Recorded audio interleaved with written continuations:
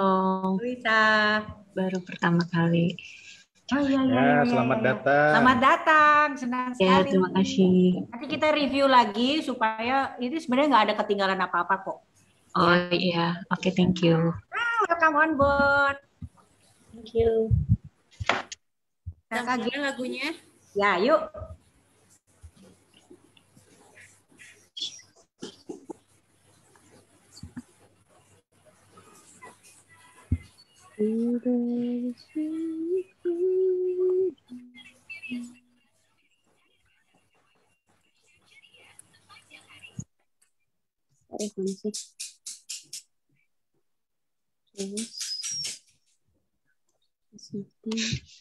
Ini kita doakan supaya signal semuanya baik-baik saja ya. Dari tadi banyak betul gangguan, tapi kita percaya bahwa semua yang harus terbang hari ini akan terbang.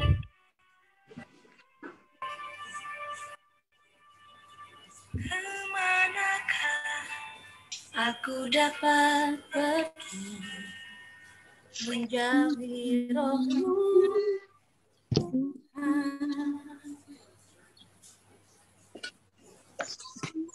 jauhi rohmu Tuhan.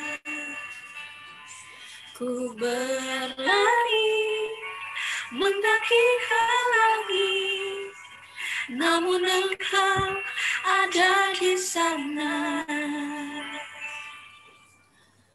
Aku terbang dengan sayap fajar, diam di ujung bumi. Namun tanganmu menuntunku selalu, bawaku mendekat padamu. Engkau Tuhan Allah Maha Tahu, betapa dahsyatnya kuasa-Mu.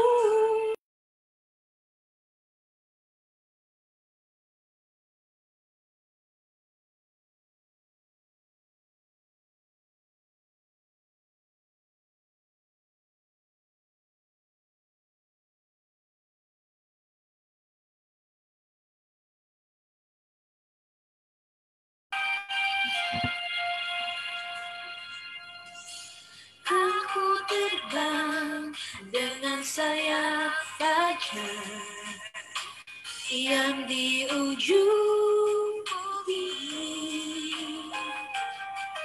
Namun tanganmu menuntunku selalu, bawaku mendekat padamu. Engkau Tuhan Allah Maha Tahu, betapa dahsyatnya kuasa-Mu. Hadirat-Mu kini penuhiku, bawaku mendekat padamu. Allah Maha Tahu, betapa dahsyatnya kuasa-Mu. Hadirat-Mu kini penuhiku, bawaku mendekat padamu.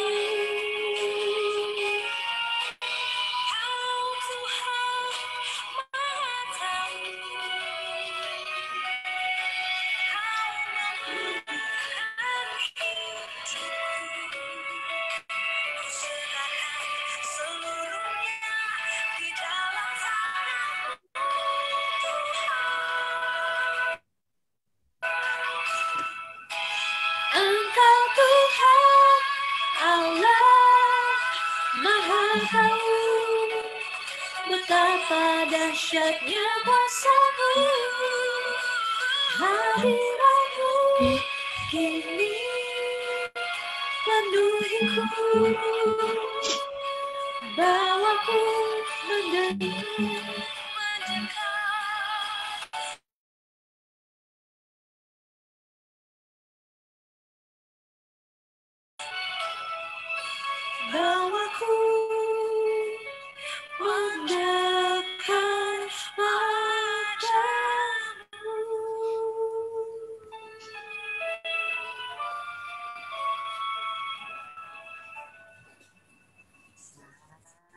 Puji Tuhan. Ya itu disapa dulu yang di Instagram ya.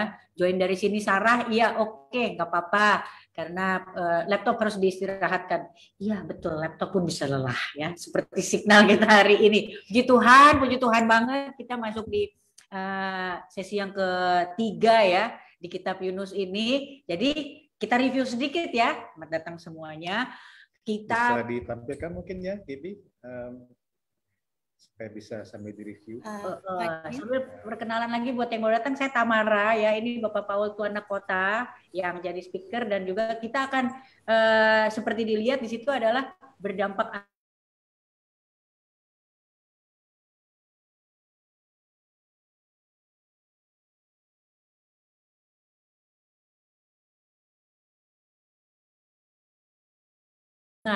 gitu. Mendengar kitab lainnya, kita juga nanti akan jadi peka, jadi sensitif, bukan hal gitu. Oh iya ya, ini A-nya Tuhan hurufnya besar semua.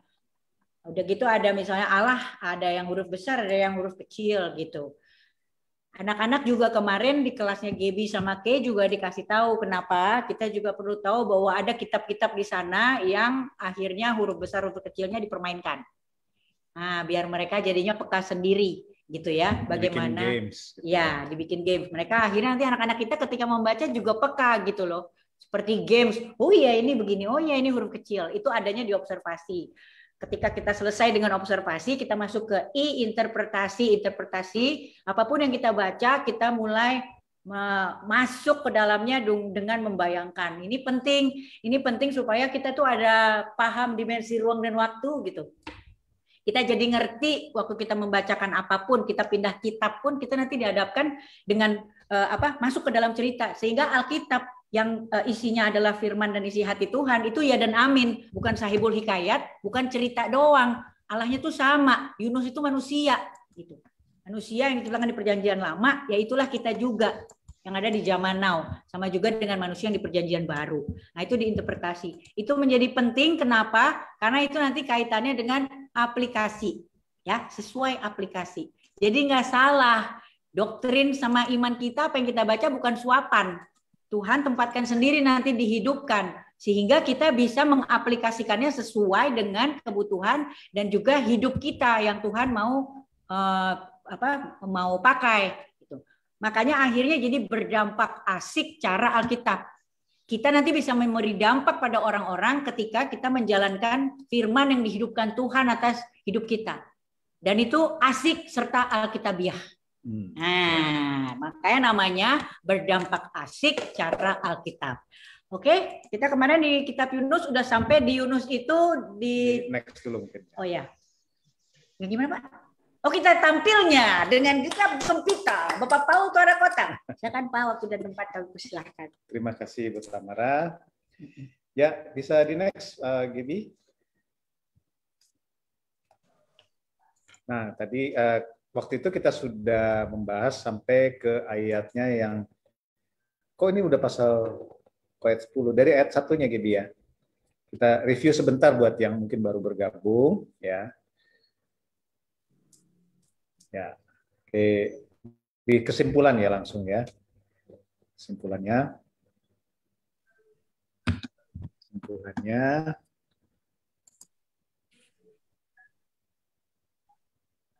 Ya, jadi dari kesimpulan dari pertemuan kita yang pertama ya adalah kita menemukan bahwa yang pertama Yunus adalah seorang nabi dari daerah Samaria, yaitu kita tahu dari ayat 1 bahwa Yunus itu mendapatkan pesan dari Tuhan ya. Jadi Tuhan itu zaman perjanjian lama berbicara kepada para nabi. Yang kedua, Yunus disuruh pergi ke Niniwe. Niniwe adalah ibu kota dari kerajaan Asyur yang arahnya timur dari tempat Yunus tinggal. Kemudian Asyur sendiri ya adalah musuh dari kerajaan Israel. Nah, sekarang ini adanya di daerah Irak ya. Kalau sekarang ya Asyur itu di mana? Daerah Irak. Kemudian respon Yunus di ayat 3 ya. Di ayat 3 dikatakan tetapi Yunus ya melarikan diri untuk pergi dari hadapan Tuhan ya. Dia pergi ke Tarsis yang ternyata ada di arah sebaliknya, arah barat, yaitu di daerah Spanyol. Dan untuk ke sana biasanya orang itu naik kapal. Dan kita temukan dari observasi bahwa di ayat 3 kata jauh dari hadapan Tuhan itu diulang 2 kali dalam satu ayat. Nah, bagian ini saya sudah sampaikan di pertemuan pertama ya. Tolong dicatat ya Bapak Ibu, teman-teman, tolong dicatat kata-kata ini jauh dari hadapan Tuhan. Karena di episode 3 ini kita akan ketemu lagi kata-kata ini, ya. Kemudian yang terakhir kita menemukan dari kesimpulannya adalah bahwa Yunus berpikir dengan pergi jauh bahkan melewati laut, dia bisa pergi dari hadirat Tuhan. Makanya dikatakan Yunus itu pergi jauh dari hadapan Tuhan. Kemudian kita lihat kesimpulan di episode kedua. Ya. Episode kedua.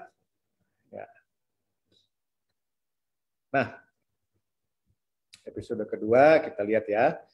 Bahwa yang pertama adalah kita menemukan bahwa ketika Yunus pergi, Tuhan kemudian menurunkan badai ya lewat angin timur. Dan dari pembacaan dengan teliti ya kita menemukan bahwa badai yang terjadi itu adalah badai yang sifatnya supernatural, bukan badai biasa. Tahu dari mana Bapak Ibu? Yang pertama jelas itu datangnya dari Tuhan. Tetapi membuat para pelaut ini ya, para awak kapal yang sebenarnya sudah terlatih dalam menghadapi badai, mereka ketakutan sampai berteriak kepada Allah mereka, ya, atau kalau bahasa sekarang mungkin kepada dewa-dewa mereka, karena tidak semua dari awak kapal ini adalah orang yang percaya kepada Allahnya Yunus, atau kita kenal dengan Allah Abraham, Ishak dan Yakub. Dan biasa di Alkitab Allah Abraham, Ishak, Yakub itu ditulis dengan tulisan huruf Tuhan semuanya huruf besar, ya. Kemudian kita temukan juga bahwa Yunus ternyata sudah turun ke dalam kapal dan tidur di sana. Jadi sebelum badai ini terjadi, kayaknya Yunus sudah turun ke dalam kapal dan sudah tidur. Kemudian nakoda memastikan bahwa semua orang di kapal itu sudah berdoa kepada Allah mereka masing-masing. Jadi rupanya Yunus itu ditanya ya, kamu nih siapa kok kamu bisa tidur? Kamu udah berdoa belum sama Allah kamu? Jangan-jangan Allah kamu nih yang mengirimkan badai, kira-kira begitu ya Bapak Ibu ya. Dan kemudian diadakan undian untuk mengetahui siapa sih penyebab badai tersebut di ayat yang ke-7 ya. Jadi kalau kita bandingkan dengan ayat 4 dan 5 ya, kita temukan bahwa para penumpang ini ya, awak kapal dan penumpang yang ikut di kapal ini semua itu pengen tahu ini gara-gara siapa. Mereka tahu ini badai supranatural. Tapi mereka pengen tahu ini badainya siapa nih, makanya diadakan undian. Undian ini rupanya adalah tradisi mereka ya untuk mengetahui ini gara-gara siapa sih nih, kira-kira begitu ya. Dan kenalah kepada Yunus. Ya undian itu kena kepada Yunus. Dan kita percaya bahwa itu juga atas perkenanan Tuhan ya. Nah, akhirnya Yunus mengakui bahwa ia adalah pengikut Tuhan. Tuhannya huruf besar semua. Gitu ya. Sementara ketika para pelaut berdoa di ayat 4 itu mereka berdoa kepada Allah mereka masing-masing, hanya huruf kecil semua ya. Dan dikatakan di ayat 9 itu menarik ya, kita temukan ketika kita membaca bahwa Yunus menyebut bahwa Tuhan yang menciptakan lautan ya. Jadi dikatakan yang empunya langit dan yang menciptakan daratan dan lautan. Nah, hal ini menarik kenapa Yunus harus nyebut-nyebut soal lautan. Latar belakangnya adalah orang Israel itu bukan orang yang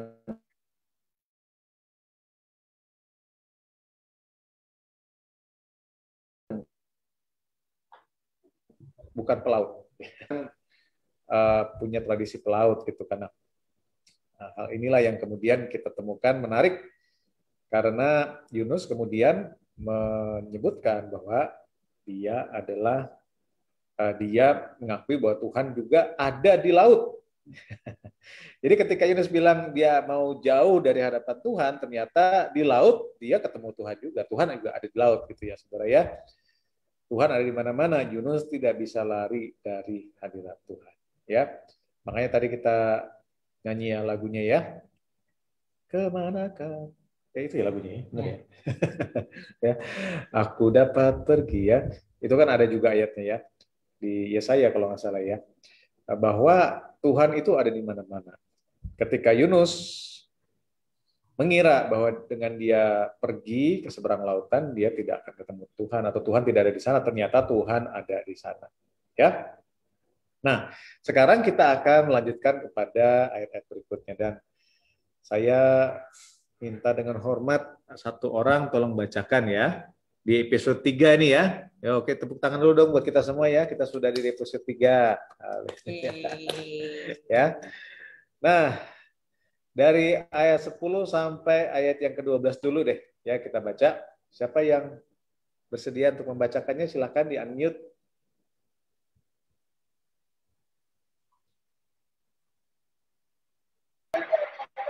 Bisa, Pak. Silakan Pak Stevi, terima kasih. Ya. Orang-orang itu menjadi sangat takut, lalu berkata kepadanya, apa yang telah kau perbuat? Sebab orang-orang itu mengetahui bahwa ia melarikan diri jauh dari hadapan Tuhan. Hal itu telah diberitahukannya kepada mereka. Bertanyalah mereka, akan kami apakan engkau, supaya laut menjadi reda dan tidak menyerang kami lagi, sebab laut semakin bergelora. Sahutnya kepada mereka, angkatlah aku, campakkanlah aku ke dalam laut, maka laut akan menjadi reda dan tidak menyerang kami lagi. Sebab aku tahu bahwa karena akulah badai besar ini menyerang kamu. Amin. Amin. Terima kasih Pak Stevi ya. Jadi Bapak Ibu di sini jelas dikasih lihat ya, dikasih dicatat oleh Alkitab bahwa Yunus itu dia ketika dia kena undi itu kan ditanya gitu kan, ini kamu nih siapa sih gitu kan ya. Dan kemudian Yunus kan jawab di ayat 9 bahwa ini aku orang Ibrani, aku takut akan Allah.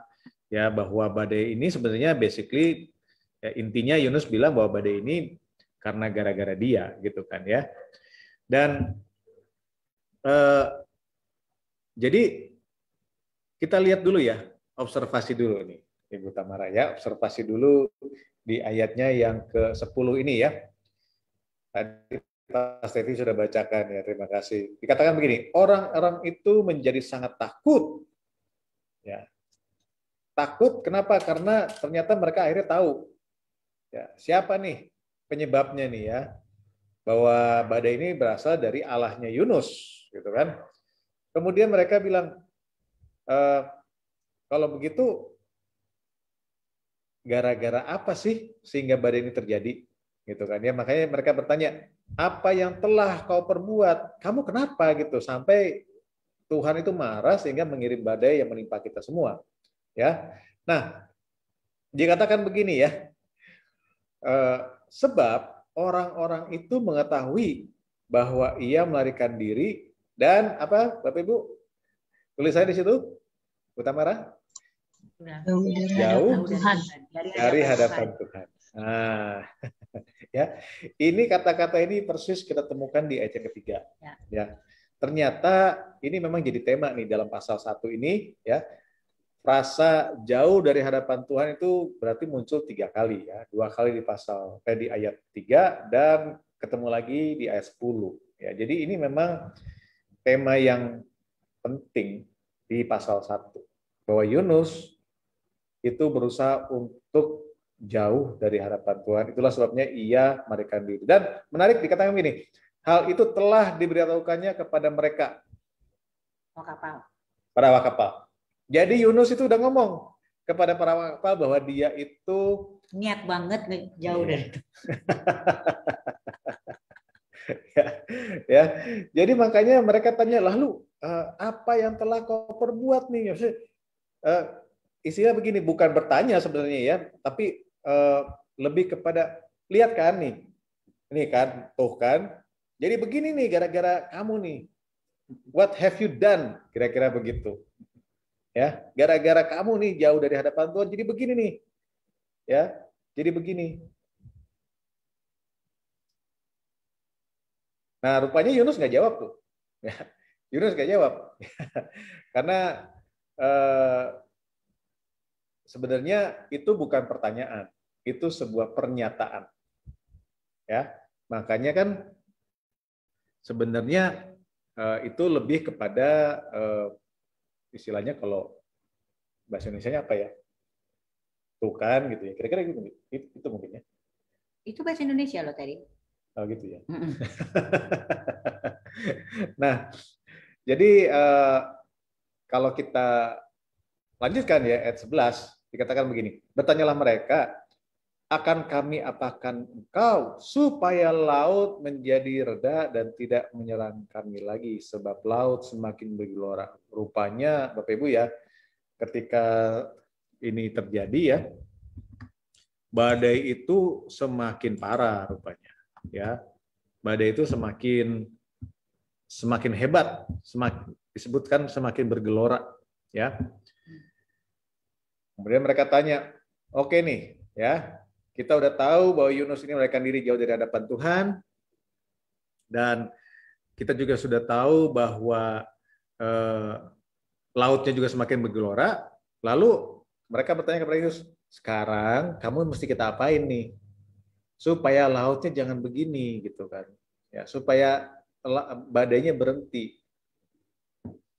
Dan ayat 12 Yunus menjawab ya, sautnya kepada mereka, angkatlah aku, campakkanlah aku ke dalam laut, maka laut akan menjadi reda dan tidak menyerang kamu lagi, sebab aku tahu bahwa karena akulah badai besar ini menyerang kamu. Which is sebenarnya semua orang udah tahu ya.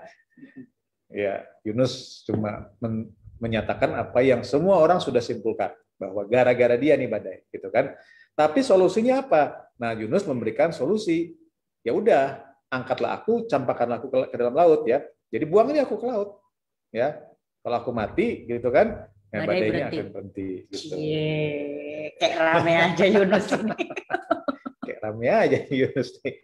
Oke ya, kita akan lakukan interpretasi dulu nih sampai di ayat 12 ini. Oke, ada yang mau menyampaikan pendapatnya ya. Jadi sekarang kan begini ya, yang mungkin bisa kita diskusikan ya. Apakah sebenarnya yang seharusnya menjadi respon dari Yunus sebenarnya, gitu kan, ketika mereka semua akhirnya tahu bahwa Yunus ini gara-garanya dan seterusnya, dan ketika mereka tanya solusinya apa, Yunus sudah kasih solusi ya, sudah kasih solusi. Kan? Menurut Bu Tamara gimana ya? Sebenarnya awak kapal ini terhadap Yunus tuh gimana sih? Ya bete juga kali ya. Itu kayak gini loh. Ini kamu yang pilih lagu, terus kita ikutan patungan bayar si kasetnya. Cie kaset generasi imperial. Iya kan gitu kan? Kaset tuh apa ya? Iya, sebelum CD. Sebelum CD. Oke, ya gitu. Itu kalau nanti diterusin lagi mungkin kayak gini. Kamu yang malaria, kita ikutan makan pil kina. Ya, gitu kali ya. Makanya si Yunus juga dalam tekanan dia bilang udahlah shortcut, bunuh diri aja gua gitu. Selesai semuanya. Kan? Ya. Oke, not bad. Gitu. Ayo yang lain nggak apa-apa. Kita maksudnya kalau interpretasi kan kita udah mulai masuk ya ke dalam kapalnya, itu awaknya ya mukanya begitu, dia dalam tekanan habis dari undian. Yunus pasti juga ya udah. Belum lagi Yunus tuh tengsin. Karena dia tengsin. Karena tadinya dia pikir Tuhan itu nggak ada di laut. Jadi bayangin ya bagaimana jadi Yunus itu ya. Udah dia dibawa tekanan, dia tengsin gitu. Jadi ya kalau dia mau memutuskan untuk dia terjun aja ya mungkin itu udah pilihan paling cepat yang bisa dia putusin. Gitu ya. Oke. Pak. Bu Aliana. Yunus bilang minta dilemparkan aja, itu ide dia atau Tuhan ngomong? Maksudnya ya kalau saya misalnya saya akan bilang yaudah deh saya berdoa aja, minta ampun sama Tuhan, nah, sampai di Tarsis ya nanti baru saya naik kapal gitu ke Niniwe. Jadi kalau saya itu saya nggak mau dilemparkan ke dalam lautan gitu. Bisa dong, dulu nih minta ampun sama Tuhan, terus Tuhan ampuni saya gini, nanti ya udah saya balik lagi deh naik kapal gitu, atau misalnya kalau misalnya memang ada persinggahan nanti baru balik lagi ke Niniwe, nggak usah dilemparin gitu loh kan. yang ngeri kali. Gitu. Laut dilemparin. Iya kan? Kalau saya gitu, misalnya kalau saya yang berbuat dosa, kan saya tahu nih Tuhan Maha Pengampun. Ya saya doa aja dulu minta ampun gitu kan, nggak usah langsung dilemparin. Itu sih kalau saya gitu. Makanya saya tanya, ini idenya Yunus sendiri minta dilemparin gitu, atau dia dapat ilham untuk dia harus dilemparkan? Gitu sih. Oke. Menarik. Iya. Terima kasih Bu Aliana. Iya. Jadi kalau menurut Bu Aliana ya jangan dilempar. Nah, sebenarnya pertanyaan tadi kan ada tuh Bu ini, apakah ini ide dari Tuhan atau bukan? Jelas ini bukan dari Tuhan. Iya. Ya. Jelas bukan dari Tuhan. Ya, Pak Ronald. Pak Ronald mau menyampaikan sesuatu, silakan. Baik. Pak Ini nggak ada Ronald ya, benar ya. Ya, ini nggak ada hubungan karena tambunan ya, nggak ada. Iya, saya baru Nggak ada hubungannya. Jadi ada yang pertama yang ingin saya komentari kan sehubungan dengan ayat 10, 11, 12. Kan itu orang-orang yang di sana kan kasih tahu siapa tahu Allahmu kan gitu dibilang ya. Orang-orang di sana bilang jangan-jangan coba Allahmu barangkali yang bisa. Orang yang tidak kenal Allah yang benar saja bisa mengkoreksi. Lihat deh, cek deh Allah. Nah, sebaliknya kita yang beragama sering berkelit di balik kehendakmu lah yang jadi. Matilah jadinya. Kenapa kita nggak seperti Yunus koreksi? Jangan-jangan doa saya tidak dijawab karena ada pelanggaran ya saya ya. Jangan-jangan kenapa seperti ini? Ini luar biasa loh. Bayangkan orang luar yang tidak mengenal Allah mengajari orang yang mengenal Allah. Tolong dong kamu berdoa. Nah kita yang sama-sama mengenal Allah malah kita bilang ya nggak bisa dong Pak Ronald. Kan kita bisa bilang kehendakmu lah yang jadi, udah begitulah mau diapain. Itu dia tadi. Ya diem-diem aja sampai di Tarsus nanti naik kapal lain. Ya seperti itu jadinya. Kan kehendakmu yang jadi. Padahal kita nggak pernah koreksi. Jangan-jangan karena saya ya. Kenapa doa itu tidak dijawab, dia tidak disembuhkan karena COVID ini? Jangan-jangan karena saya, oh enggak, COVID-nya bahaya. Loh, yang berdoanya nggak sungguh-sungguh kok. Bukankah Alkitab bilang juga, kalau orang benar berdoa pasti didengar? Sedangkan orang yang tidak kenal Tuhan dari Yunus, kasih tahu, Yunus, kalau didramatisir lah, bilang dong sama Allahmu, ayo dong, dosamu apa sih? Kasih tahu dong pelanggarannya apa? Bayangkan mereka yang tidak kenal sampai takut. Itu sih komentar saya mengenai ayat ini. Terima kasih. Ya, terima kasih. Mulyate Bapak Ronald. Amin. Itu pasti. Nah, menarik nih. Saya mau tanya Pak Ronald nih. Kalau menurut Pak Ronald, sebaiknya Yunus itu responnya bagaimana? Ketika ditanya, harus gimana sih supaya badai ini berhenti? Kan Yunus ini kan apa namanya itu kata hati yang mau lari tapi mau deket gitu loh. Mau lari tapi mau juga deket dengan Tuhan. Ingin menghindar tapi masih takut. Kan kalau dia cuek aja bisa, tapi dia masih takut juga. Kan itu luar biasa. Orang dibilang kalau lagi apa jatuh cinta, sayang, mau diputusin, tapi gue mau nikah juga sama dia gitu loh. Kan nggak bener. Nah ini yang kondisinya Yunus. Gue mau lari dari Tuhan Udah mau lari, gue balik lagi deh. Udahlah. Kan itu kalimatnya yang tadi yang dibilang yang kita baca sama-sama. Kalimat paling bawah ayat yang ke-12. Itu kan luar biasa pernyataannya. Sebab aku tahu bahwa karena akulah badai besar. Kan itu dia. Berarti saya lebih senang bilang sampai ayat 12 ini ya benar namanya badai besar Yunus. Jadi kalau kita ketemu orang yang lari dari Tuhan, badai besar Yunus, buasa hosongoni gitu loh. Karena dia mau lari dari Tuhan. Nggak bisa-bisa. Mulyate, silakan. Ya. Mulai lokal konten ya, pendetanya Ambon. Saya mesti translate. Silakan ditranslate. Silakan ditranslate. Iya itu. Jadi Yunus tadi Iya ya, kayak galau. Galau, oke. Ya galau. Satu sisi dia tahu nih Tuhan yang punya apa namanya? Tuhan itu punya kedaulatan, ya Tuhan ada di laut juga, Tuhan yang ngirim badai. Tapi anehnya dia minta dicampakkan ke laut gitu. Karena dia udah tahu ini Tuhan berdaulat nih, ya. Nah, mungkin yang saya mau arahkan ya, ini udah masuk interpretasi ya. Tadi sebenarnya Pak Ronald tuh udah banyak aplikasi juga, nggak apa-apa, tapi ya. Nah, coba kita balik lagi ke tujuan awal kenapa Yunus itu disuruh ke Niniwe gitu kan. Nah, sebenarnya kan ada tujuannya tuh, ya suruh pergi ke Niniwe. Nah, sementara kemudian ketika dia pergi dikasih badai, ya kan, ditanya solusinya apa, dia minta dilempar ke laut gitu kan. Nah, ini menarik nih Bu Debbie di chat ini bilang begini ya. Kalau saya sih tetap salut sama Yunus, dia gentle berani tanggung jawab. Ya. Ada sisi positifnya juga rupanya ya. Iya. Menurut Bu Debbie ya. Apa sebelah sananya Pak? Nggak semua orang berani ngomong kayak gitu. Kalau aku pasti minta ampun supaya nggak dibuang. Ya. Saya dari sini bisa melihat sisi hatinya Yunus ya. Nah, ini saya mau mengarahkan apa namanya? Kita ini sepertinya kita semua masih terfokus kepada ayat 12 ya. Tapi kita perlu lihat dulu secara keseluruhan. Nah, ya. Jadi dalam interpretasi kita tidak bisa lihat hanya ayat ini saja ya. Kita mesti lihat dari awal.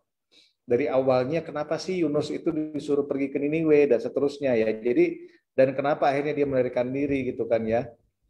Supaya jauh dari hadapan Tuhan. Nah, itu mesti dilihat tuh. Sehingga kita harus dari situ kita bisa sebenarnya membuat kesimpulan ayat 12 ini ketika Yunus bilang, "Campakkan saya ke laut." Nah, respon itu apakah respon yang tepat sebenarnya? Ya. Nah, ini Pak Stevi, silakan Pak Stevi.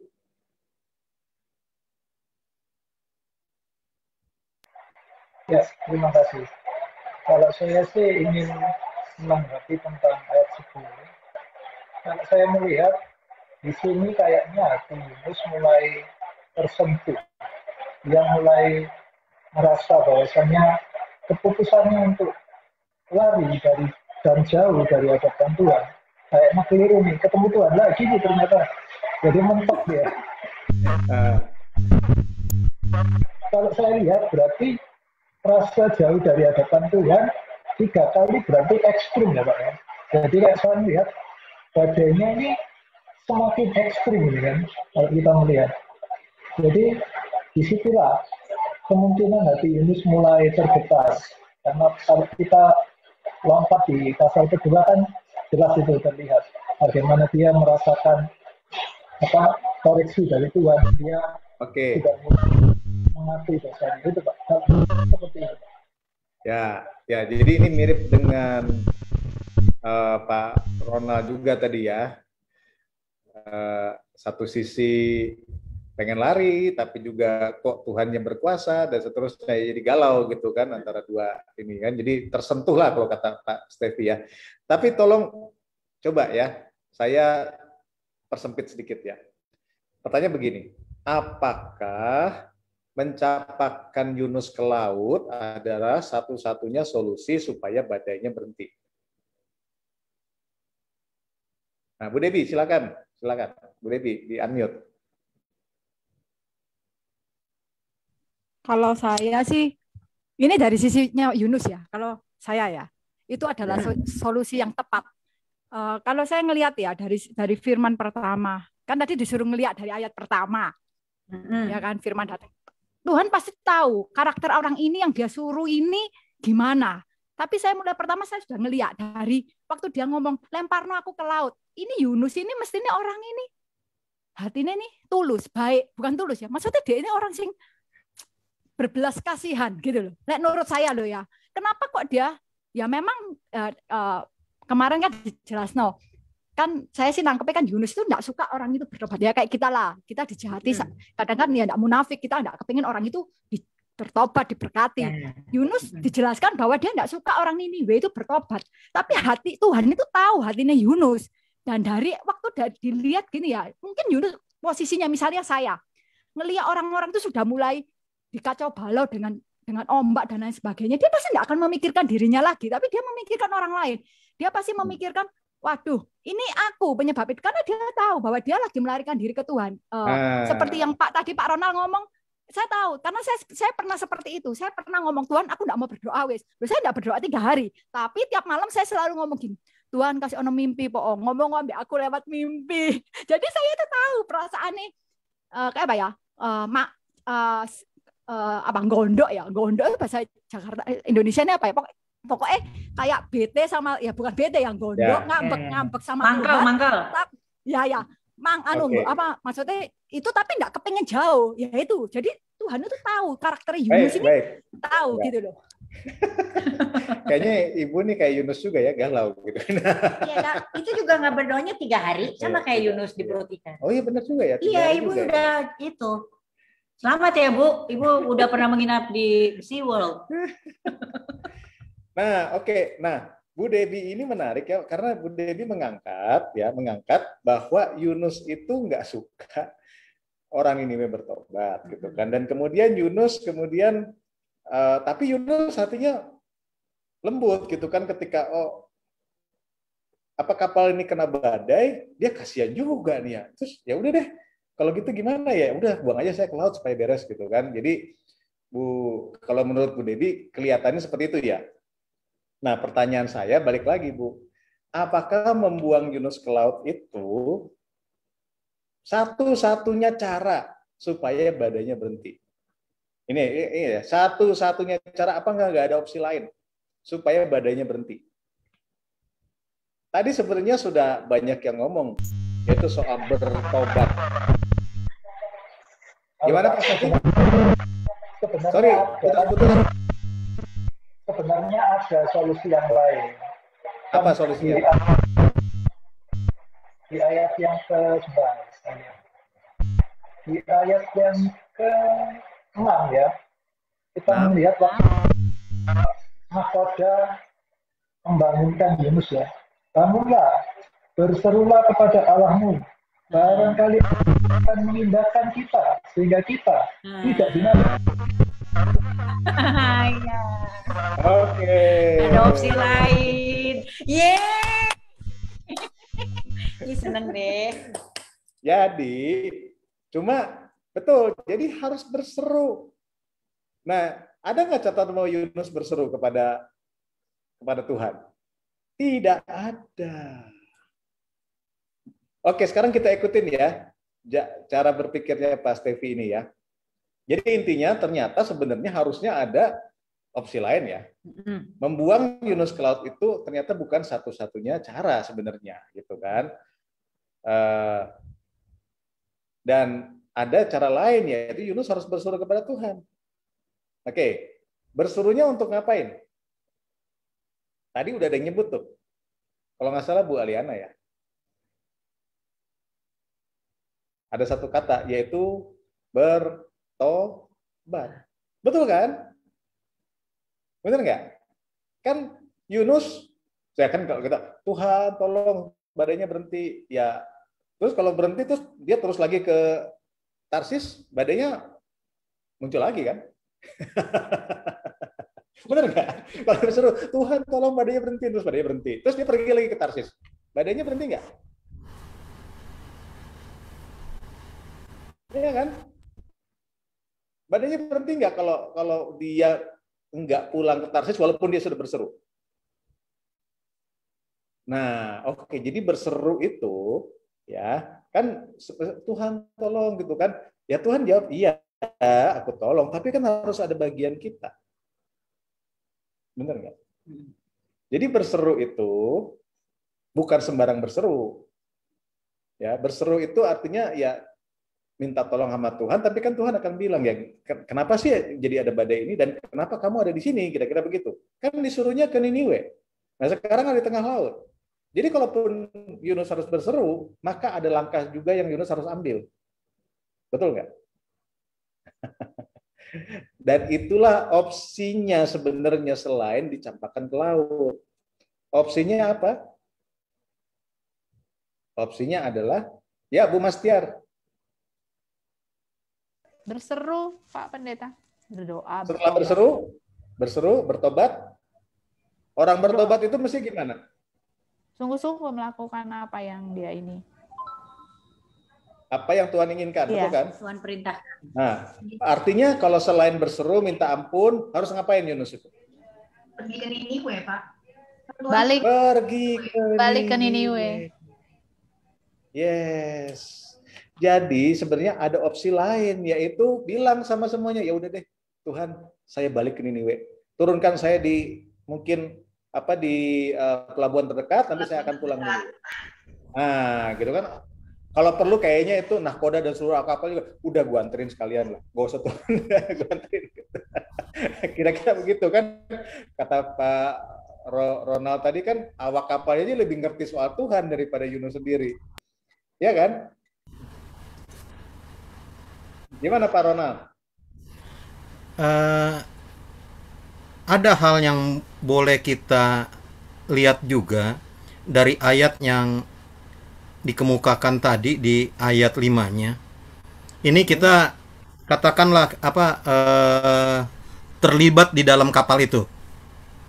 Ya. Terlibat di dalam kapal dan berada di dalam kapal. Entah siapa yang Yunus, kita nggak tahu lah sekarang di situ. Tetapi dibilang gini di ayat 5 bagian akhir, tetapi Yunus telah turun ke dalam ruang kapal yang paling bawah dan berbaring di situ, lalu tidur dan nyenyak. Di atasnya ayat 5, awak kapal menjadi takut, masing-masing berteriak-teriak kepada Allahnya, dan mereka membuang ke dalam laut. Semua udah dibuang. Semua udah dibuang, tapi Yunus tertidur dengan nyenyak. Makanya di ayat 6 dibilang, bagaimana mungkin engkau tertidur begitu nyenyak? Pertanyaannya bagi kita, bagaimana orang tidur nyenyak dibangunin? Bangun, bertobat. Bingung dia. Taruhan yuk, bingung. Orang lagi tidur nyenyak, kita bilang, weh kebakaran, kebakaran. Dia langsung, wih, pasti heboh dia. Nggak akan ada pikirannya bertobat. Nggak akan ada. Makanya ketika dibilang bangunlah, berserulah kepada Allahmu, barangkali Allah itu akan mengindahkan kita sehingga kita tidak binasa. Mungkin dia masih gini-gini dulu, atau udah ada di pikirannya, ya ketangkep deh gue, ketangkep lagi gue sama Tuhan, ya ketangkep gue mau lari. Makanya langsung ayat 7-nya luar biasa dibilang, lalu berkatalah mereka satu sama lain, yuk buang undi aja yuk. Yunus masih mikir, belum ada urusannya dia bertobat di situ, orang baru bangun. Lalu teman-temannya bilang, yuk buang undi yuk. Ini udah nggak bener, semua udah kita buang. Tinggal sekarang siapa yang bikin salah biar kita buang. Sayangnya di ayat ini tidak dibilang apa hasil buang undi. Tapi dengan Yunus mengakui undi itu adalah siapa yang bersalah, dia harus dibuang dari hasil undi itu. Jadi bagi saya sulit, percayalah, sulit pada posisi Yunus lagi tertidur, kabur dengan nyenyak, lalu kita suruh bertobat. Sulit, percayalah. Ini bukan lagi dengar khotbah, ini bukan lagi di mall, ini bukan lagi di rumah, bukan. Kalau di rumah masih dibilang bisa lah, tapi ini lagi di kapal, tertidur nyenyak, tega kita bilang, weh bangun tobat, weh bertobat. Kalau dia orang Betawi bilang, siapa lo suruh gue bertobat? Enak aja lo ngajak-ngajak bertobat, gue lagi tidur. Iya, kan lo yang repot, kenapa gue yang harus ini, gue lagi nyenyak.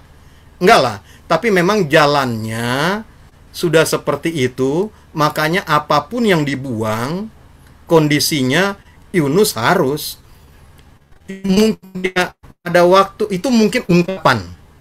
Ketika awak di situ kapal itu bilang, berserulah, bangunlah, berserulah kepada Allahmu, itu adalah ungkapan.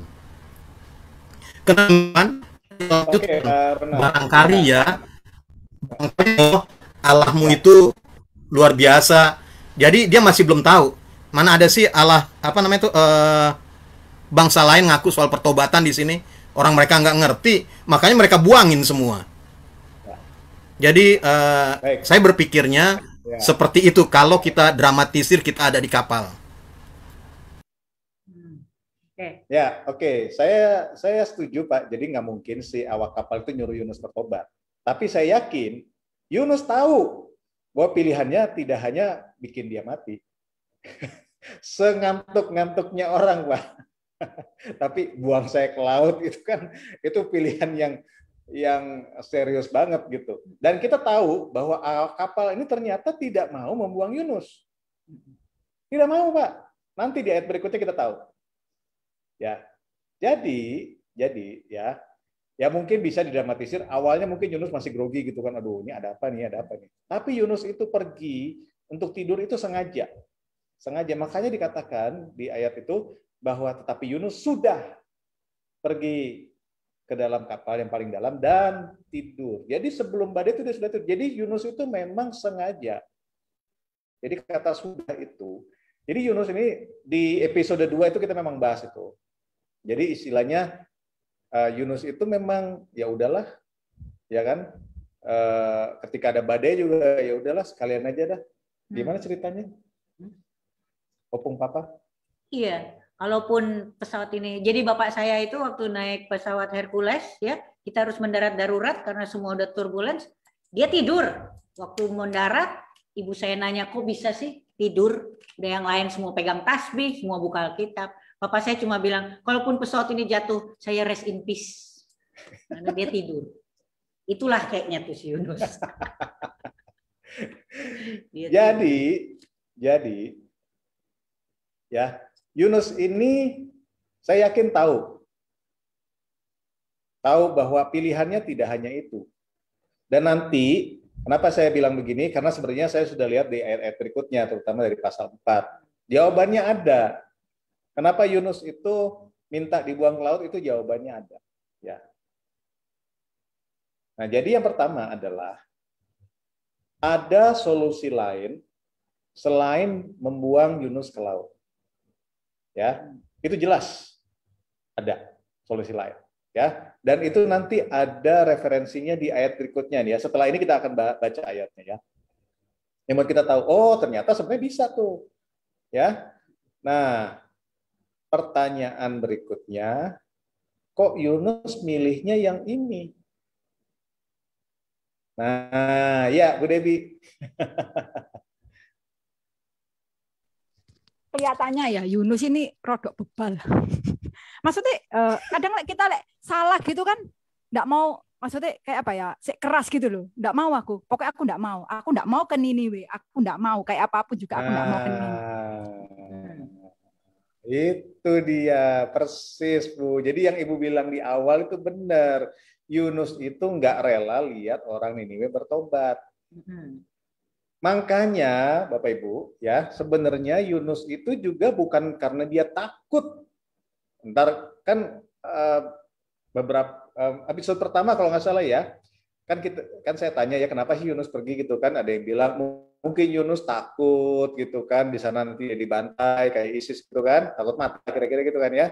Mungkin Yunus itu takut sampai di sana juga orang nggak ada dengerin dia gitu kan. Gimana reputasi dia sebagai nabi itu, di sana nggak ada yang bertobat gitu kan. Ternyata bukan semuanya itu. Ternyata Yunus tidak takut mati. Tahu dari mana dia tidak takut mati? Ya ini, ayat 12. Di sini kita tahu bahwa Yunus nggak takut mati. Jadi istilahnya kalau dia mau ke Niniwe dan dia tahu resikonya di sana dia bakal dibunuh, dia juga nggak takut sebenarnya. Tapi bukan itu. Dia ternyata tidak takut dibunuh. Dan dia tidak takut mati. Buktinya, dia bilang, buang saya ke laut. Jadi di sini kita bisa melihat bahwa Yunus itu benar-benar tidak mau ke Niniwe. Tidak mau. Bukannya dia takut. Bukan dia takut reputasinya hilang segala macam, tidak gitu kan. Mau ke Niniwe pun tidak. Makanya oke ya, kita lihat dulu ayat berikutnya ya supaya kita bisa maju. Saya berharap kita bisa selesaikan pasal 1 di episode 3 ini. Silakan Gibi dilanjutkan ayat berikutnya. Ya. Ayat 13.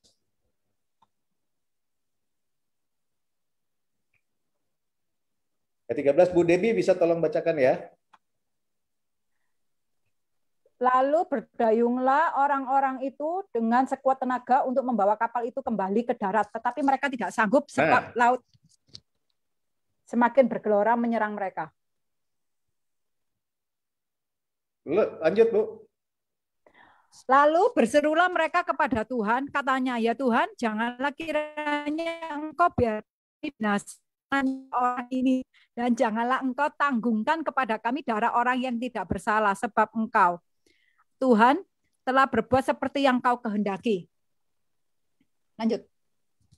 Kemudian mereka mengangkat Yunus.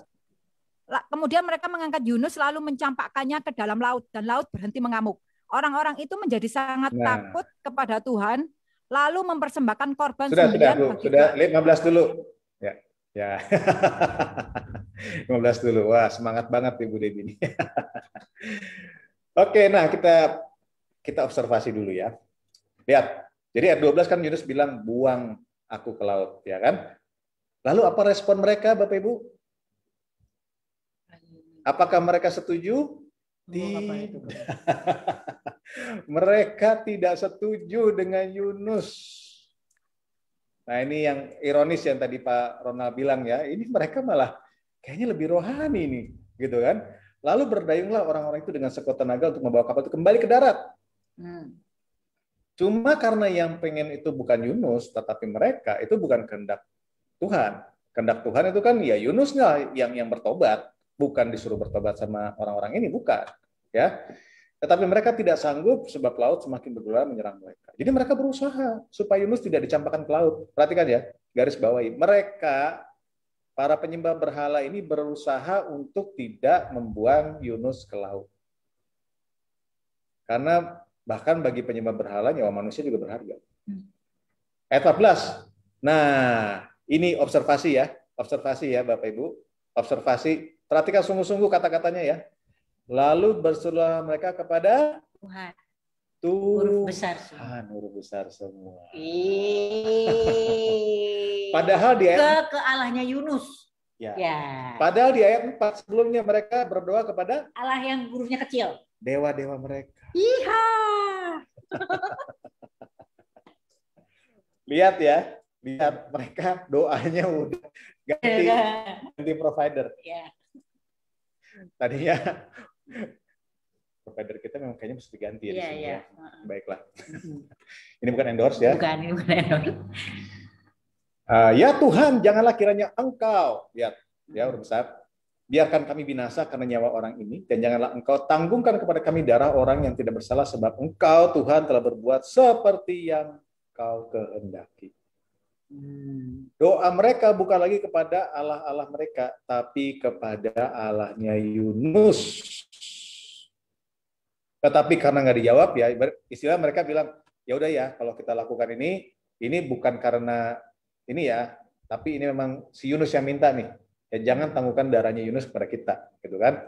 Kemudian mereka mengangkat Yunus, lalu mencampakkannya ke laut, dan laut berhenti mengamuk. Langsung di situ laut berhenti mengamuk. Artinya gini, ya Tuhan juga tahu bahwa ini urusannya sama Yunus, bukan sama mereka. Sehingga apalagi mereka sudah berdoa kepada Tuhan tuh. Kayaknya terjadi penuaian ya di situ ya. Iya. Di tengah laut di atas kapal itu ya. Karena Yunus nggak khotbah loh. Dia nggak khotbah aja begitu ya. Bu Christine kayaknya mau bicara, silakan Bu Christine.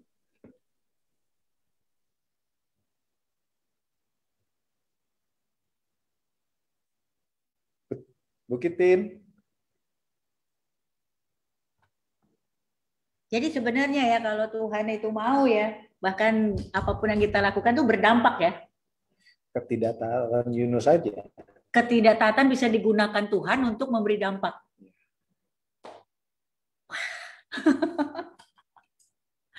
Wow ya. Wow. Ya.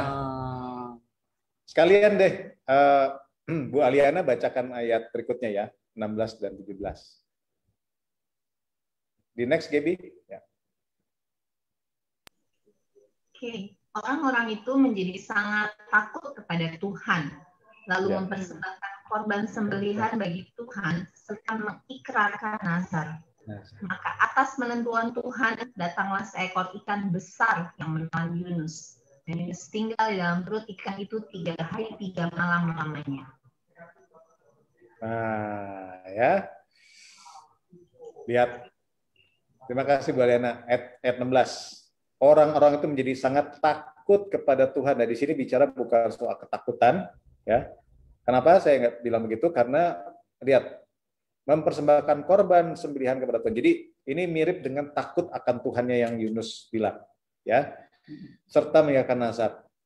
Jadi konfirmasi ya, Bapak Ibu, terjadi penuaian, Iya. pertobatan dari ketidaktaatan Yunus. Wow. Luar Jadi, biasa ya. Kalau Tuhan mau pakai ya, bahkan orang yang tidak berguna jadi berguna, lihatlah itu ya. Jadi ya. Tapi jangan kita bilang kalau gitu kita tidak nggak taat usah aja gitu ya, jangan ya. Oke, sampai sini ada yang mau ya kita diskusi ya. Kita sudah selesai pasal 1 nih. Ibu Debbie. Ini seru ya. Wis tak ketik. Nah, tadi tak ketik. Kalau saya lihat sih gini. Kalau saya lihat sih gini. Mereka lalu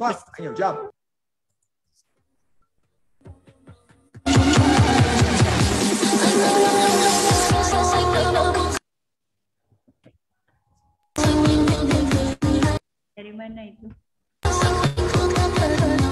Ini dari ya, kita dulu ya.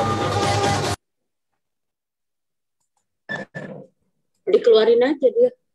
Ya. Biasa ini bomber. Oh, lalu berserulah mereka kepada Tuhan.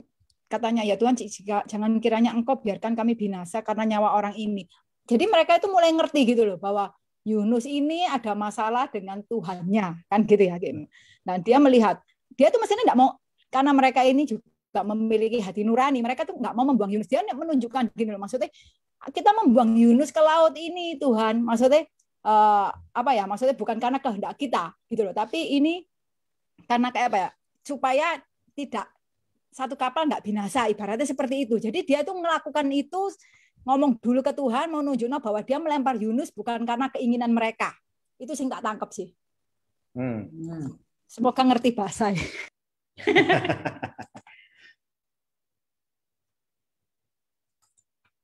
Jadi ya hati nurani ya, hati nurani. Kalau kita sebut hati nurani ya, memang semua orang punya hati nurani ya. Semua orang punya karena Tuhan kasih kan di Roma pasal yang kedua kita bisa baca itu ya. Dan tapi kenapa jadi tiba-tiba dari dewa bisa pindah ke Yahweh gitu. Nah, ini saya yakin karena memang mereka melihat kedahsyatan Tuhan. Ya, mereka ingat ya, mereka itu pelaut, mereka itu profesional, tapi mereka lihat ini badai yang tidak biasa, ini badai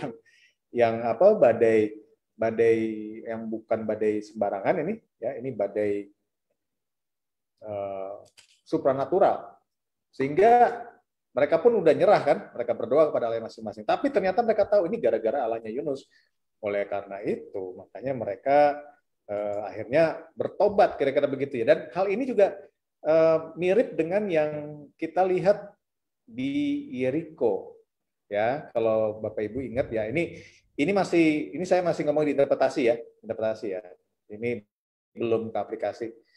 Jadi ini interpretasi ke kitab lain, ya. Kalau Bapak Ibu ingat ya, ketika waktu itu bangsa Israel sudah mau masuk ke tanah perjanjian, ya. Kota pertama yang mereka harus taklukkan ya adalah kota Yeriko, ya. Dan Yosua mengirim 2 pengintai dan mereka ketemu dengan yang namanya Rahab, ya. Rahab ini sebenarnya seorang wanita sundal ya. Tetapi kemudian Rahab ini ternyata sudah pernah mendengar apa yang dilakukan oleh Allahnya orang Israel. Makanya kalau kita baca di Yosua pasalnya yang kelima, ya dikatakan bahwa Rahab, aku mendengar tentang Allahmu dan apa yang mereka lakukan, apa yang dia lakukan, ya mujizat-mujizat. Jadi rupanya orang Yeriko itu, ya tidak hanya Rahab ya, seluruh orang Yeriko itu tahu, gitu kan. Tapi Rahab punya respon itu berbeda, ya. Dia kemudian jadi percaya kepada Allahnya orang Israel. Itulah sebabnya kemudian Rahab menyembunyikan dua pengintai ini. Ya. Tapi sisanya orang Yeriko yang lain itu walaupun dengar juga, melihat juga, dan tahu juga apa yang Allahnya orang Israel lakukan, membelah laut, mengalahkan musuh, memberikan mereka makan di padang gurun dan seterusnya. Tapi respon Rahab itu berbeda, ya. Dan ini adalah kasih karunia Tuhan, ya. Oleh karena itu, Bapak Ibu, ya sekali lagi kita percaya bahwa kalau kita mengerti apa yang terjadi, ya sebenarnya ini adalah kasih karunia sehingga mereka bisa bertobat, ya. Menarik, Yunusnya nggak bertobat, saudara. Iya kan? Boleh catat ya, itu Yunusnya responnya malah tidak bertobat, dia kekeh, tidak mau. Kekeh itu apa ya? Ya gitulah ya. Gitulah ya. Kekeh. Sumekeh. Kekeh sumekeh. Ya. Dia apa ya? Bahasa Indonesianya bertekad sepenuh hati, bersih keras. Ya. Betul. Okay. Bersih keras untuk tidak mau ke Niniwe, mendingan gua dilempar ke laut, artinya mati, daripada pergi ke Niniwe. Wow. Dahsyat ya? Dahsyat. Ya. Dia... Ya, Pak Stevi. Wah, ini semakin seru nih ya. Pak Stevi. Jadi dia ini kekeh. Ya Pak? Ya, saya mau sedikit menyinggung. Kalau tadi Pak Paul cerita kesemparan melingkupi Rahab ya dan keluarganya. Tapi jauh sebelum itu sebenarnya ketika bangsa Israel keluar dari Mesir pun kita bisa baca dalam Keluaran 15 ayat 14, bangsa-bangsa yang mendengar cerita itu mereka pun menghujul, Pak, kegenkaran menghadapi penduduk tanah Filistin. Kemudian di ayat 15, entarlah para kepala kaum Israel, kedahsyatan menghadapi orang-orang berkuasa di mana. Jadi di sini otoritas Tuhan dinyatakan, kehendak Tuhan dinyatakan dan membawa dua pertobatan. Luar biasa. Yes. Jadi betul ya. Jadi sebenarnya, dan ini dibahas juga di Roma pasal yang kedua ya. Makanya saya sebenarnya berharap nanti selesai kitab Yunus kita mau bahas kitab Roma, tapi kitab Roma itu panjang sekali ya. Itu kalau kita bahas seminggu sekali mungkin setahun baru selesai ya. Nah, tetapi intinya di Roma pasal 2, pasal 1 dan 2 dikatakan bahwa semua orang di seluruh dunia ini bisa mengenal Tuhan. Dari yang namanya pewahyuan umum ya. Lihat dari ciptaan, lihat dari bumi, dari langit, dari benda-benda di langit, matahari, bulan, bintang, dari hal-hal yang dahsyat yang terjadi, seharusnya orang bisa tahu Tuhan itu ada. Ya, tinggal sekarang bagaimana mereka itu merespon ya. Dan inilah yang terjadi kepada para awak kapal ini ya. Cuma yang menarik, Yunusnya bagaimana? Sebagai orang yang takut akan Tuhan, dia bilang kan ya. Artinya dia menghormati Tuhan. Dia seorang nabi. Dia orang yang mendengar suara Tuhan. Ya kan? Jadi kata Bu Devi, satu kata untuk Yunus, dablek, blek, blek. Tapi ya positifnya pendiriannya kekeh. Tetap ada positifnya. Ya, orang kalau kekeh tidak bertobat itu berbahaya sih. Tapi positif sih positif, tapi positif dalam artian kekehnya. Tapi kalau kekeh tidak mau bertobat ya jangan ya. Kalau udah ditegur gitu kan. Ya. Nah sebenarnya nanti kalau kita baca ya di pasal 4 terutama kita bisa melihat sebenarnya ada masalah yang sangat mendalam dari Yunus sendiri sehingga dia berlaku seperti ini. Ya. Baik. Ada lagi yang mau menyampaikan ininya pendapatnya? Ayat 17. Ayat Apa tuh? Ayat mana? Dari 15, 16, 17. Maka atas penentuan Tuhan datanglah seekor ikan besar yang menelan Yunus, dan Yunus tinggal di dalam perut ikan itu 3 hari 3 malam lamanya. Ya. Itu sebenarnya bagian dari adegan berikutnya tuh. Sampai masuk ke pasal 2, apa yang terjadi dalam perut ikan itu. Ya. Oke, Pak Ronald. Saya mau bertanyanya sehubungan dengan ayat 12. Jangan sampai saya salah untuk ini ya, melihat secara global. Apa yang tadi dibaca di 13, 14, 15, dan 16 yang berdampak ke ayat 17. Ya. Ayat 12, kan gini caranya. Sahutnya kepada mereka. Ini Yunus kan yang ngomong ya.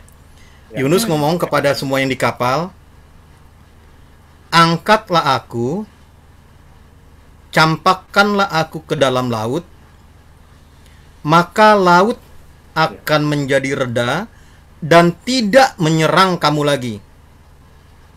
Sebab aku tahu bahwa karena akulah badai besar ini menyerang kamu. Saya rasa itu soal pengakuan loh, itu pertobatan. Karena makanya orang-orang itu akhirnya menyerukan nama Tuhan. Bagaimana kita dalam situasi bersalah mungkin seperti Yunus lari, yang istilah di pelajaran kita apa dibilang menjauh dari Tuhan, jauh dari hadapan Tuhan, sampai 3 kali dibilang. Apakah ia ada orang yang jauh dari Tuhan berani mengucapkan kalimat seperti ini dalam kondisi yang sama seperti Yunus? Atau kalau kita modifikasi dengan keadaan situasi sekarang. Ya Tuhan, saya memang salah Tuhan, sehingga satu keluarga kena COVID. Saya salah Tuhan, tapi kalaupun Tuhan izinkan, biarlah saya saja, yang lain tidak. Itu bentuk penyesalan loh. Dan itu bentuk pertobatan yang luar biasa, sehingga dia berani mengaku itu. Coba kita baca pelan-pelan kalimat itu. Karena kalau dia tidak bertobat, dia akan cuek aja, tidur aja terus. Peduli amat. Makanya dia bilang, saya tahu, ini akibat saya, kalian semua kena. Jadi izinkan saya, kalian buang aja. Percaya sama saya. Begitu kalian buang, semua tenang. Sebab aku tahu bahwa karena akulah badai besar ini menyerang kamu. Kan itu luar biasa. Ya. Iman saya, kata Yunus, mungkin ya kalau dalam hati, buang deh gue, kalian selamat kok, buang aja. Buang. Ya. Kalian nggak perlu pikirin gue, buang. Kalian pasti selamat. Bukankah itu seruan yang luar biasa? Yang berdampak kepada awak kapal lain, sehingga awak kapal lain jangan-jangan, itu yang dibilang, ya Tuhan, janganlah kiranya Engkau biarkan kami binasa karena nyawa orang ini. Mereka langsung kenal, mereka langsung takut, mereka langsung takjub. Luar biasa ya orang ini. Dan pada waktu itu dilaksanakan, ternyata betul keajaiban terjadi. Situasi laut berhenti mengamuk. Jadi bagi saya secara pribadi melihat ayat 12 itu adalah bentuk pertobatan dia. Saya melihatnya seperti Betul. Ya, setuju Pak. Jadi memang Yunus kira ya, dengan paling tidak begini ya, Yunus itu tepat dalam artian oke, kalau saya dilempar ke laut badannya berhenti, itu betul. Ya. Jadi karena urusannya kan sama Yunus, bukan sama para awak kapal. Jadi kalau ketika Yunus sudah tidak di kapal itu, ya nggak ada urusan lagi dengan awak kapal ini. Gitu. Pasti badannya berhenti. Ya. Tapi pertanyaannya, ketika Yunus melakukan itu, apakah itu pertobatan yang tepat? Nah, ya, pertobatan yang tepat. Artinya begini, kan kita bisa tahu dari respon Tuhan. Kalau memang dengan membuang Yunus ke laut, dan Yunus berharap, Yunus tahu saya yakin Yunus itu tahu, setaunya Yunus ya, bahwa dia bakal mati di laut. Ya. Tahu dari mana? Di ayat berikutnya kita tahu nanti. Ya, bahwa Yunus itu pengen mati. Ya. Di ayat berikutnya kita tahu. Ya. Nah, jadi betul bahwa Yunus mungkin mengira buang saya ke laut. Ya, sebagai bentuk restitusi dia gitu. Ya kan namanya orang bersalah, terus ini orang-orang jadi kena gitu kan, ya udahlah saya harus bertanggung jawab. Seperti kata Bu Debbie ya, gentle lah gitu kan. Buang saya ke laut. Tapi itu bukan pertobatan yang benar. Buktinya Yunus nggak mati, itu masalahnya. Iya, jadi itu ada di ayat 17 ya Pak. Jadi kayak kalau di ayat 17 itu ada tulisan maka atas penentuan Tuhan. Atas penentuan Tuhan. Jadi kalau yang pada mau bunuh diri pun ya sekarang, cobalah kalian pikir ya, kalau memang bukan itu jenis pertobatannya, maka Tuhan akan mengirimkan juga ikan besar yang menelanmu. Seperti atas penentuan Tuhan. Jadi Tuhan tuh udah siapin ya ikan besar ya, ikan paus. Pasti bereaksi. Bukan ikan paus. See, I told you. Saya kan penulis ya, saya suka banget bilang Yunus perut ikan paus, ikan besar, langsung diprotes. Bukan ikan paus, ikan besar. Namanya juga penulis ya kan ya, kan itu mengundang reaksi. Memang bukan ikan paus, memang ikan besar. Jadi di sini tuh kelihatan betul atas penentuan Tuhan. Itu mungkin yang tadi kalau Pak Paul bilang bukan itu jenis pertobatan yang dikehendaki Tuhan. Bukan itu titik akhir yang Tuhan bilang itu selesai gitu ya. Makanya ada ini. Hokam dari mana kita tahu? Hah? Bagaimana? Dari mana kita tahu bahwa pertobatan itu bukan kehendak Tuhan? Mari kita buka Matius 12 ayat 40. Matius 12 ayat 40 bilang, sebab seperti Yunus tinggal di dalam perut ikan 3 hari 3 malam, demikian juga anak manusia akan tinggal di dalam rahim bumi 3 hari 3 malam. Jadi ada pelajaran yang Tuhan ambil. Kalau Yunus bertobat, ayat ini nggak ada. Ayat ini nggak ada. Kalau dia berseru ke sana, Yunus berseru, dia balik ke Niniwe, dia ikut kapal, dia tidak, ayat ini hilang. Jadi itu indahnya, itu indahnya kalau kita mau bedah firman Tuhan dengan konsepnya secara utuh. Ini loh, kalau kita mau bedah firman Tuhan, oh iya ya, memang diperlukan seperti itu. Ini bukan pertobatan yang dibilang, ya kalau kalian mau bunuh diri enggak. Ini beda. Kasus Yunus dibuang ke perut ikan karena dia tahu dia merasa bersalah. Ini bukan bunuh diri. Ini bukan harakiri. Bukan. Saya bersalah, saya harus ambil keputusan karena saya tahu Tuhan pasti lakukan. Itu soal iman. Beda dengan bunuh diri. Gitu loh. Makanya ada ayat di dalam Matius 12 ayat, kalau tadi di depan ketika dibilang Yunus berseru aja nanti di kapal, maka Matius 12 ayat 40 nggak akan pernah ada di dalam Alkitab. Nggak akan ada itu. Ya. Pak Robert. Demikian, terima kasih. Ronald, boleh saya nambahi, Pak? Betul. Pak Ronald, boleh saya nambahi, Pak? Sebentar, Bu Debbie. Sorry. Ya, sebentar. Oke. Ya. Jadi, saya sangat aware dengan yang ada di Matius, dan memang itu Tuhan pakai, ya. Tetapi bukan berarti bahwa yang Yunus lakukan itu adalah respon yang Tuhan inginkan. Karena biar bagaimana, Tuhan menginginkan Yunus itu pergi ke Niniwe. Ya. Nah, memang mungkin dibilang bunuh diri yang enggak. Karena ya itu kan mungkin bahasanya saja ya. Namanya juga interpretasi, Pak, belajar Alkitab.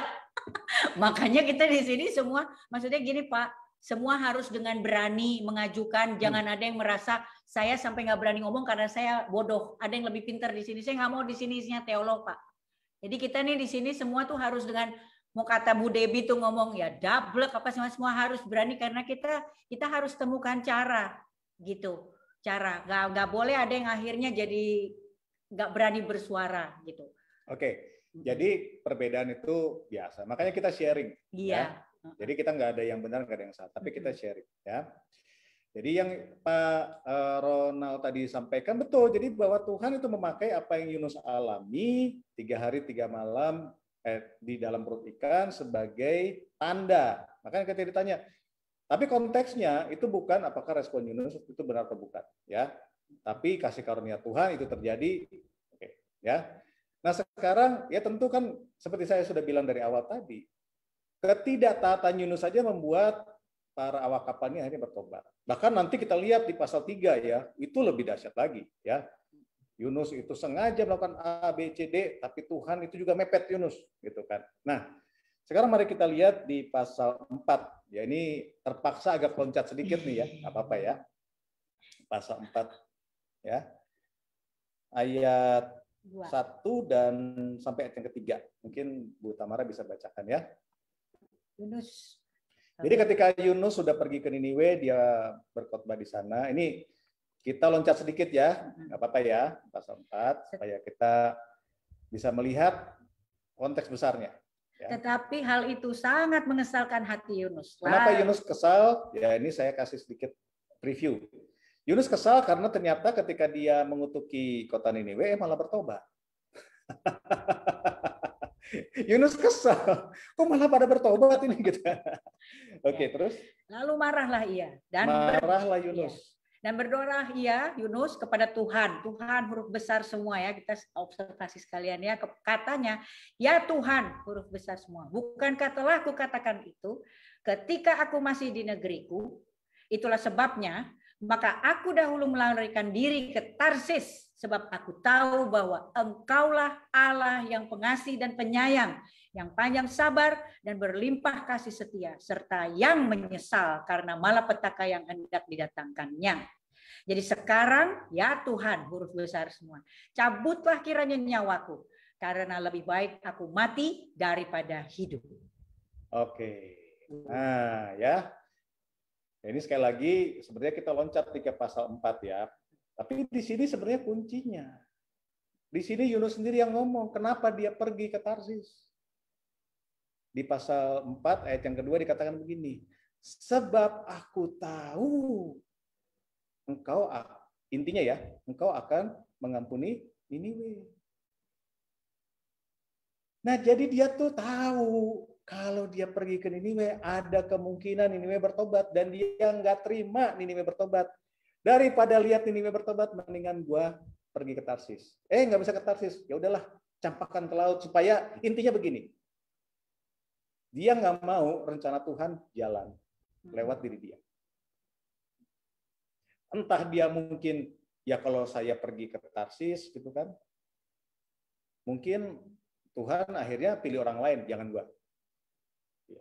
Kalau gue pergi ke Tarsis, mungkin 40 hari yang Tuhan kasih waktu itu, ya kan Tuhan kan di pasal 3 dibilang kan dikasih waktu 40 hari. Kalau nggak 40 hari bertobat, habislah ini. Siapa tahu dengan dia pergi ke Tarsis, habis tuh waktunya 40 hari, Tuhan kehabisan waktu. Iya. Pokoknya dia nggak rela lihat orang ini bertobat. Itu seperti keyakinan kayak gini loh. Kalau saya biarkan K atau GB itu pergi ke Indomaret, pasti mereka beli kacang bawang.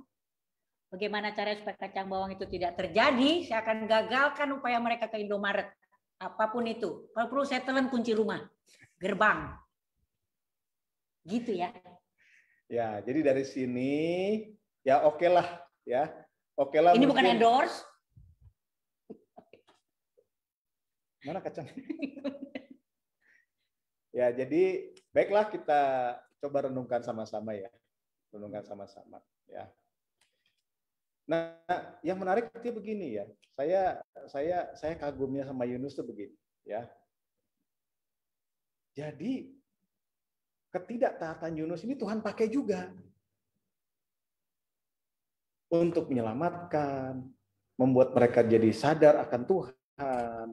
Bahkan Tuhan Yesus sendiri seperti tadi Pak Ronald bilang ya, pakai Yunus di dalam perut ikan itu sebagai tanda bahwa seperti Yunus juga ada di perut ikan ya. Itu tafsirannya ya. Itu nanti kita bahas di pasal 2 ya. Ada yang bilang Yunus itu benar-benar di perut ikan, ada yang bilang juga ya, para ahli ya menafsirkan sebenarnya Yunus mati gitu. Karena nanti kita akan bahas tuh, Yunus mati apa enggak sih gitu kan ya. Apa dia hidup apa enggak gitu kan, nama juga kan penafsiran ya. Karena di situ dibilang dunia orang mati gitu kan ya. Dan kalau kita baca di gambar-gambar lain ya, di kitab-kitab lain, laut itu selalu digambarkan bagi orang Israel itu adalah sebagai tempatnya dunia orang mati. Jadi ada yang bilang Yunus itu mati gitu. Makanya dikaitkan dengan Tuhan Yesus juga mati gitu kan. Tetapi intinya Saudara, cerita Yunus ini Saudara itu begitu luar biasa. Padahal tema besar dari kitab Yunus ini adalah Yunus tidak taat. Sampai ke akhir dia masih nggak taat. Nanti di pasal 4 kan saudara mungkin sudah pernah baca ya cerita dia dengan pohon jarak lah semua segala macam ya. Tapi ini cerita yang indah. Cerita yang indah. Sekali lagi kita belum sampai ke aplikasi ya. Karena pada ujung-ujungnya kan akhirnya buat kita gimana nih? Ujung-ujung ke sana gitu kan. Kita baru ke observasi dan interpretasi. Ya. Jadi sekali lagi Bapak Ibu ya. Oke lah, mari kita renungkan sama-sama ya. Mari kita renungkan sama-sama ya. Ini kan kita belajar ya, kita belajar sama-sama ya. Saya tidak bilang bahwa interpretasi saya, penafsiran saya yang 100% harus terima semua orang. Tidak. Saya juga tahu banyak interpretasi lain ya. Banyak para ahli Alkitab juga membuka hal-hal yang lain segala macam ya. Banyak gitu kan. Tetapi marilah kita sama-sama melihatnya.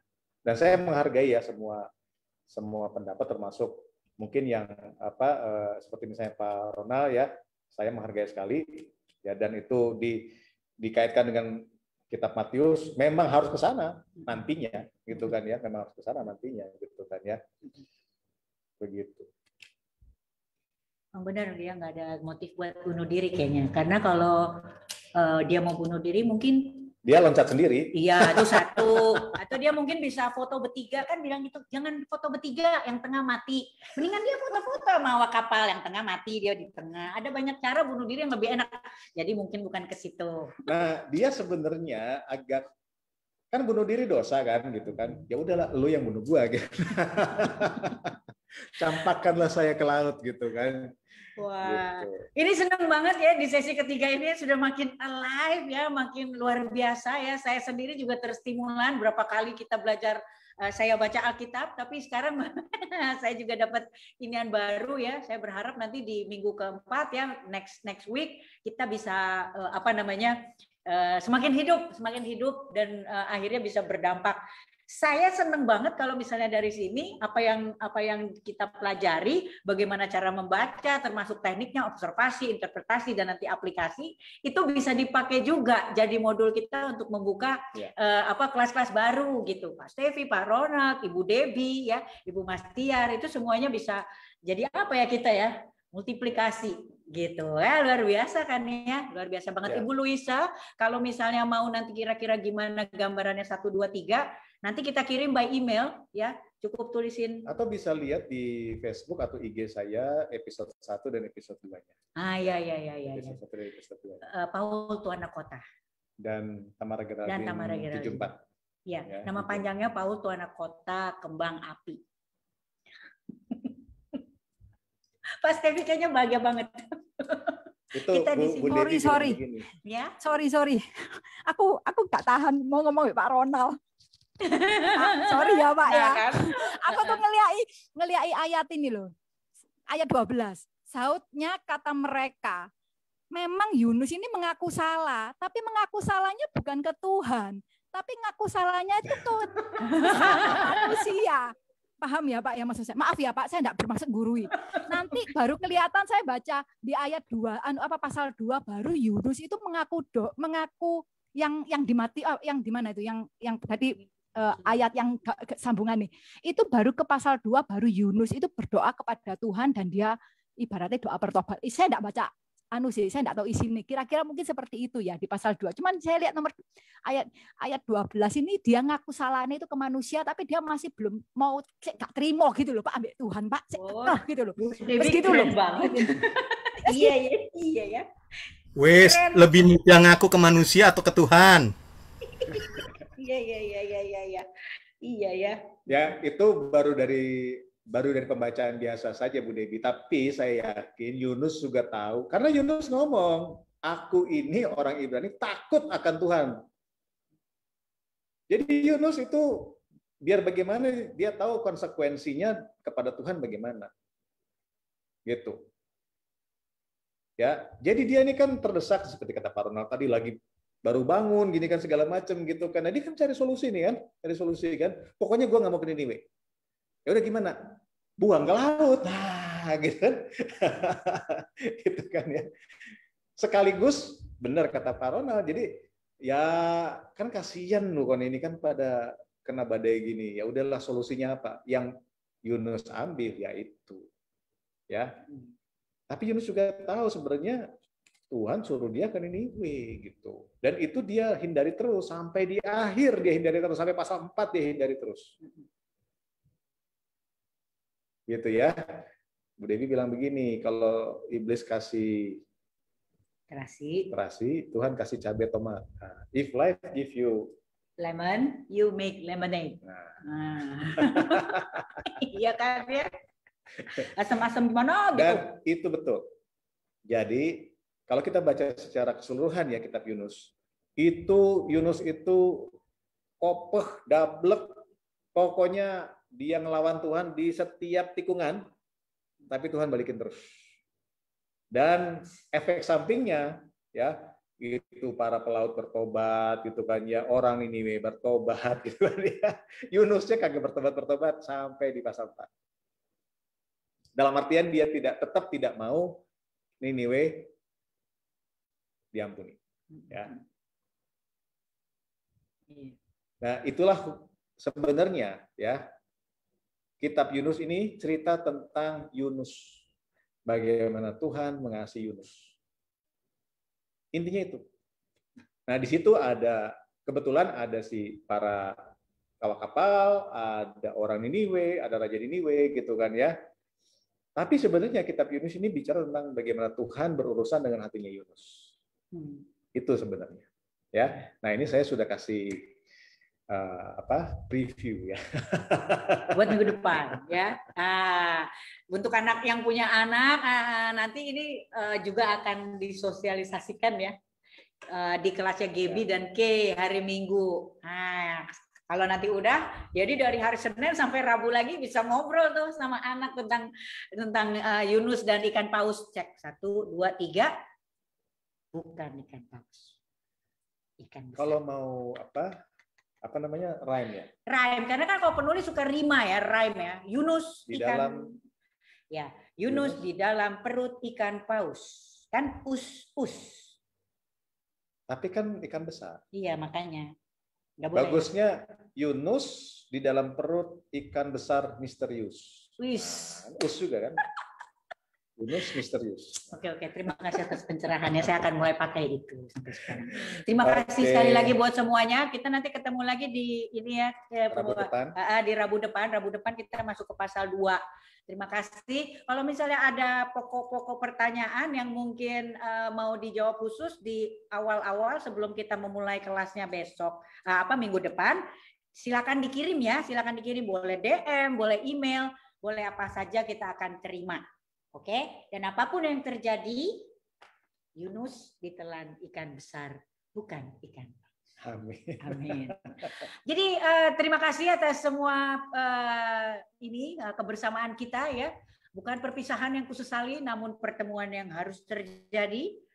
4 kali 4 sama dengan 16, sempat tidak sempat, harap dibalas. 7 kali 7 sama dengan 49, setuju tidak setuju, yang penting penampilan. Saya Tamara Geraldine. Kalau dulu di sini Iwaka, jadi gitu. Saya Tamara Geraldine, terus Bapak? Saya Paul Tuanakota. Mengucapkan terima kasih dan salam olah jiwa. Selamat malam, thank you. Bless you all. Terima kasih semuanya. Kita berdoa ya. Tuhan, kami mengucap syukur Tuhan, kami sudah menyelesaikan pasal 1 Tuhan. Dan kami belajar banyak. Walaupun kami tahu Tuhan kami masih jauh dari sempurna, kami masih banyak yang harus kami pelajari, tapi kami boleh belajar dari Yunus. Kami tahu ini adalah modal benih yang ditabur dalam hati kami. Biarlah benih ini menjadi pohon yang bertumbuh dan berbuah banyak, dan buah selalu dinikmati orang lain sekitar kami Tuhan. Terima kasih ya Bapak, terima kasih. Berkati setiap yang sudah hadir, baik lewat Zoom atau yang lewat Facebook dan Instagram, berkati ya Bapa, biarlah kami menjadi bukan hanya menjadi pendengar, tapi juga menjadi pelaku firman. Dalam nama Yesus Kristus. Amin. Tuhan Yesus memberkati. Amin. Terima kasih Ina, terima kasih Pak Pendeta. Halo.